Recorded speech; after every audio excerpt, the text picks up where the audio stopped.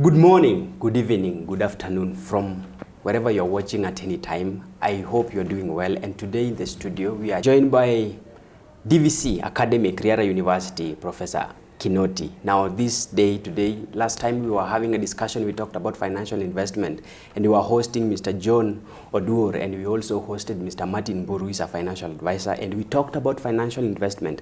Now that was the introductory part of the show that we were talking about investment, and today on the show, I'm having Professor Mwenyewe, who is about to tell us and talk to us about this financial investment and how it works and so on. Now, I would request you to stay on the show and also follow the conversation and comment and give us your feedback at the end of the day. Now, Professor, thank you so much for joining us. Thank you very much for having me on board.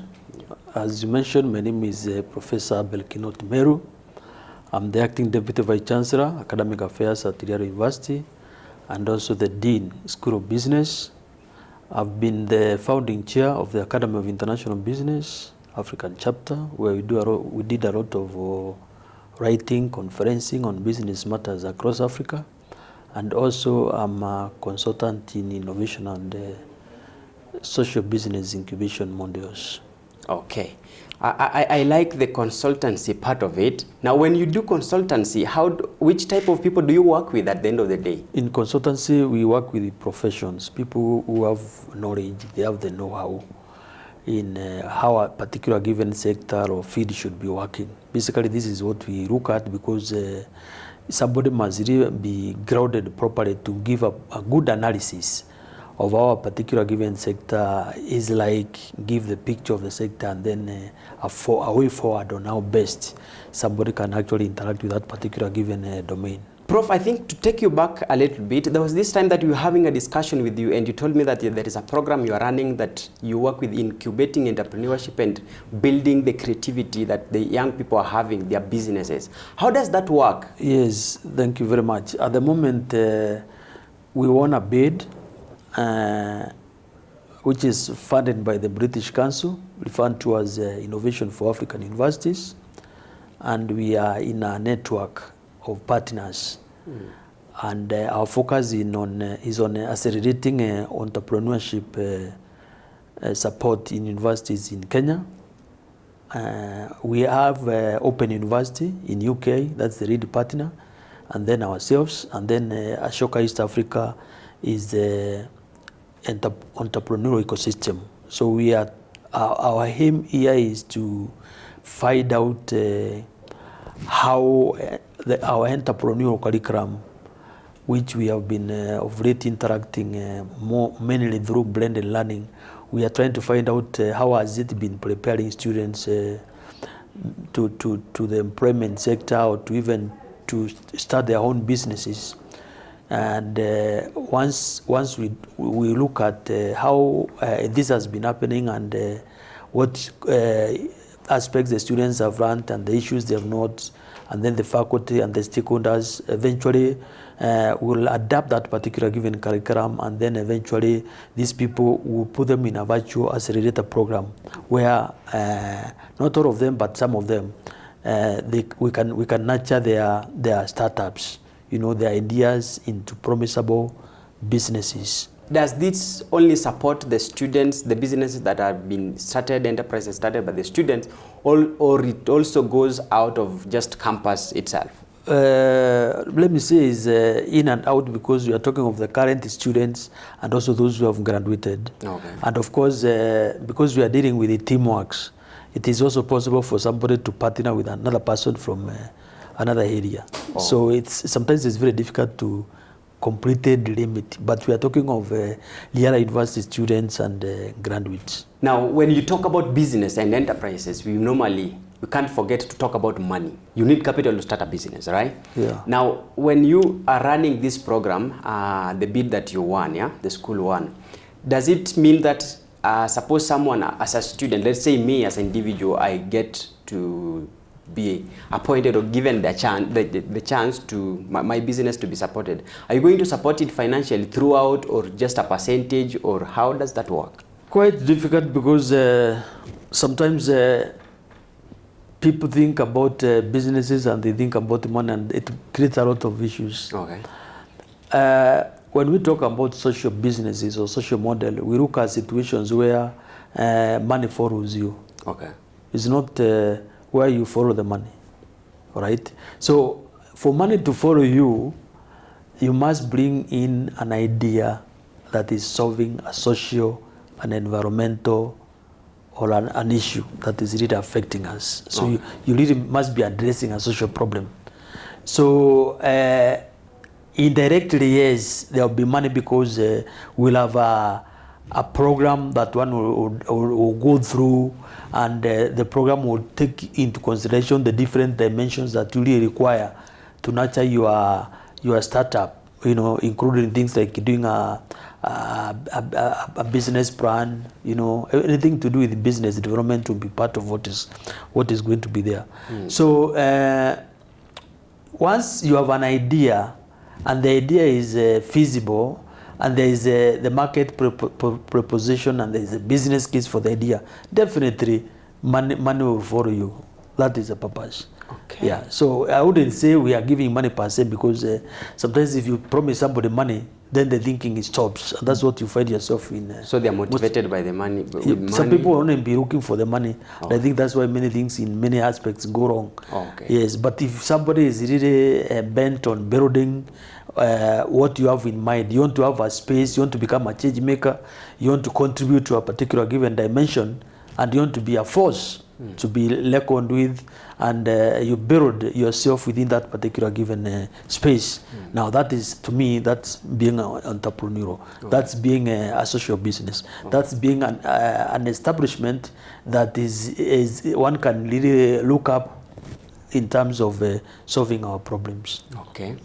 I think the next thing I would want to ask you, in the same program that you are running, do you people deal with the business incubation? Yes. What there is that incubation is a nurturing environment. Yeah. And nurturing environment can either be physical, it can also be virtual. The fact that somebody is mentoring you, the fact that somebody is giving you advice, that's all to do with the incubation. It's only that it uses different terminologies. Like now I talked about having a virtual accelerator. A virtual accelerator is an incubator that deals with startups, you know, not just basically ideas. Okay. It want to nurture somebody who has something tangible that we know may take a shorter time to get to the market. Okay. Yeah. Now, that is exactly where we're supposed to be heading to. We talk about money every now and again when we are starting business and so on, yeah? And in this age, Safaricom has really, Safaricom came up with the online money, how they give money and credit to people. This is Fuliza we are talking about, yeah? I wanted to ask you, what is the impact of Fuliza in the economy of this country? I think from the outlook, the impact is big. In terms of steering maybe consumption, because I don't know whether most people are using it to do investment. I think they are taking the money for personal consumption, and I think that's why being we are being seen as a huge consumer economy, because our consumption rate is very high, and I think what Fuliza has done is just you know, to enhance that. So it has a big impact in terms of what we are buying on daily basis to use, but in terms of whether we are really picking money, because I think general principles, prudence really says that if you are to borrow money, then you borrow money to invest, not to really just spend. But now most people are just picking the money to spend, and I think the question you are trying to ask me is on the ground. This guy who picked money ended up in a pub and you know, cleared it in seconds. Yeah. How do we help this type of person? Yeah. And I think you see, let me put it like this: the urges or the needs that people have, at times they need a way of satisfying them, you know, up to some point, you know, because it's like people have a clamor for getting money, and then you spend the money. But I think with the time, people are going to now sober up and then discover that no. If I have to pick money from somebody, then I must ensure that my return is higher. You must be having a return on that particular given money that you are looking at. So you have to calculate what is my rate of return that I'm hoping to get. Should be maybe something like double or even triple that, okay?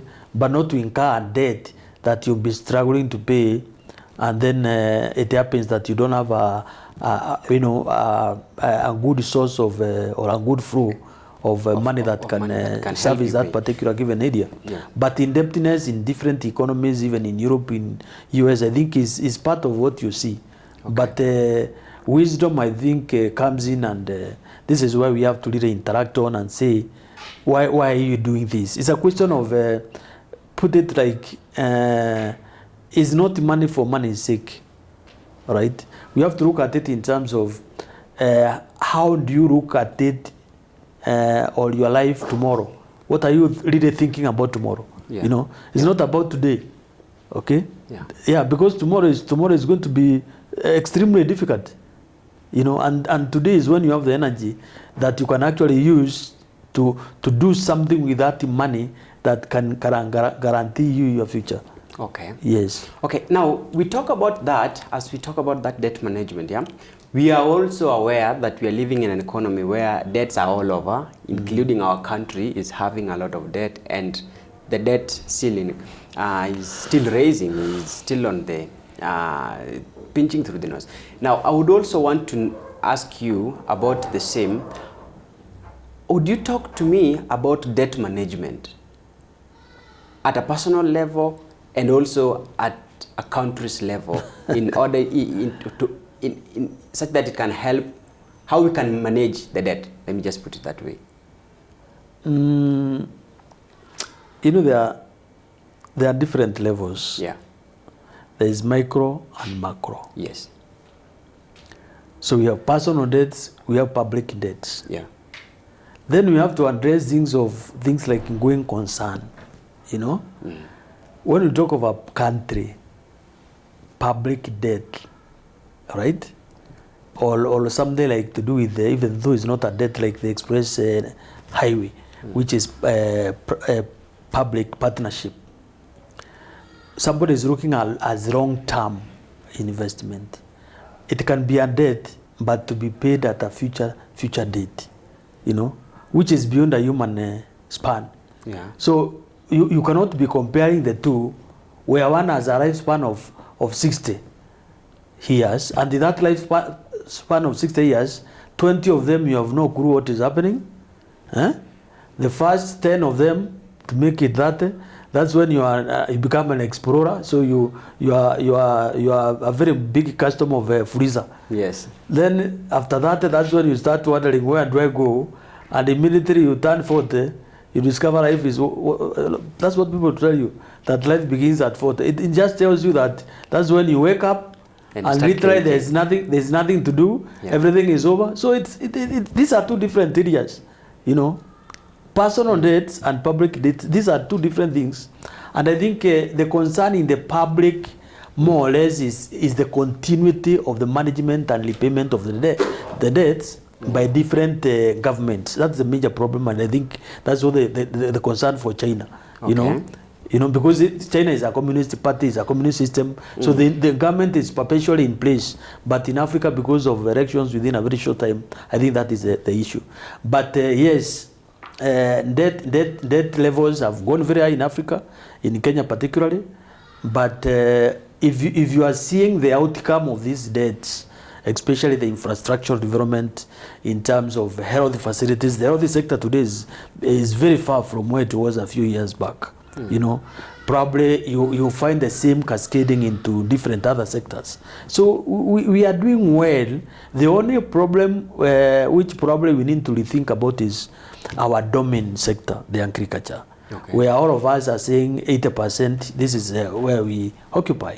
But we are doing very little because nobody is doing the farming, or very little is very people are doing that. The average age of a farmer is, very, very is a very old person. So I think this is the issue. And how actually, do we really bring people to where they are, domicile them where they belong, so that they can use most of the energy producing what they're able to produce. Alternatively, we can also be thinking in terms of how can we also do the agro-processing and translate these ones into manufacturing.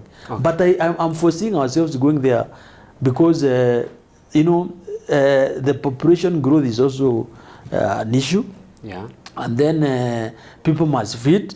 We cannot keep on importing. I think you want the PS for housing. Talking about we are importing hinges, the door hinges from outside, and he was looking at a figure like we are using about 500,000 of them. Yeah. Every other time, and it's really something we can do locally. You can make it here. We can make it there. So the issue of how we are going to get ourselves out of the problem is I think is an immediate concern. And it's a matter of time. It's a matter of time. Okay. We'll definitely have no choice. We have to address these issues, and I think part of what our entrepreneurship program is trying to look into is some of these areas. Small things that help. Small things that can help us grow the economy, right? So that we start making most of the things that we are importing, because that is the biggest issue. Because if we make them, we'll definitely create employment. Yeah. And actually I wanted to mention that you realize even right now, as much as people living in Kinangop areas and Nakuru and so on, they're producing a lot of Irish potato. Our country, we are still importing. Right now we importing Irish potato. Yeah, we do. And that is really frustrating the agricultural sector. Yes, we do import even for farms like KFC. Yeah. And you see, even if it's the quality, the grade, and maybe the handling of the potatoes, this can really be done locally, because it's a question of ensuring that you have the right mechanism, processing mechanism, that will give the potato to be at the level that is required by everybody. I think that is, to me, which is not something that we cannot address, because if we can do tea, in fact, if you look at tea, the consumption of tea in Kenya is less than 5%. Sure. And yet we are growing tea perfectly, very well. Why not potatoes? Because we can also transit them into cooperative societies, model them so that we have storage, we have coolers, we have everything. Yes. That can address the problem. So these problems they can be addressed. It's only that I think we are getting it wrong. Sometimes we are chasing foreign exchange, that's where the tea and coffee and the other sectors come in. But we are not looking at the domestic aspect of it. How do we promote domestic consumption of domestic products in order to build